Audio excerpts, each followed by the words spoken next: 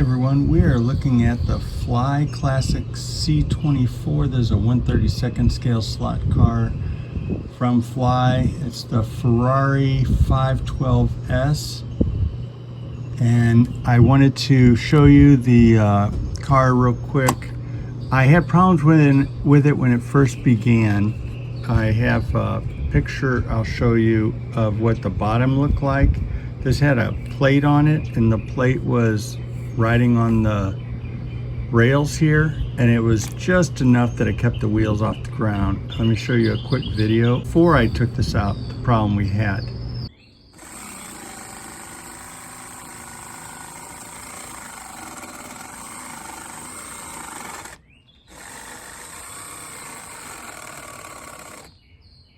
Okay, so you saw the wheels were spinning.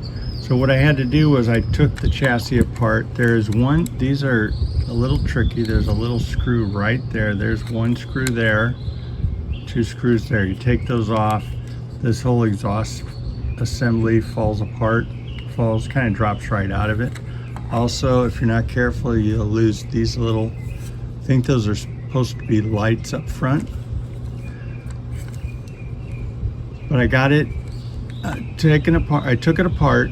After taking it apart, this was low enough, I cut the box out because I saw the motor was wrapped in this framework, and then I shaved a little bit off this box around the edge. I didn't want to go completely flush to the bottom because I felt that this gave it a little strength to the bottom. So, but I just saw before, the wheels were just spinning. And let's take this for a, whoa. Oh, all my other cars took off. Let's bring those back around. Let's get this Motorola out of here. That'll be part of another video.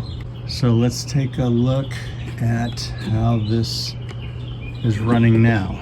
Again, there's the Fly Ferrari 512. So it feels like there's something dragging a little bit on the bottom, but it's making the laps much better.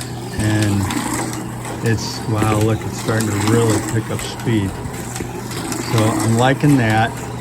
My track here does look like a plain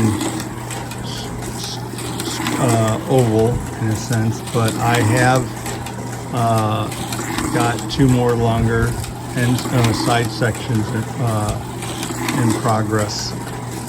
I still have a couple side sections in progress that will replace this one and that one, and I'll have a chain on that side, and this will still have a pit row kind of setup as I can currently see.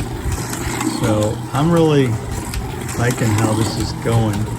Let me see if I can set the camera to slow-mo and do some drifting with this.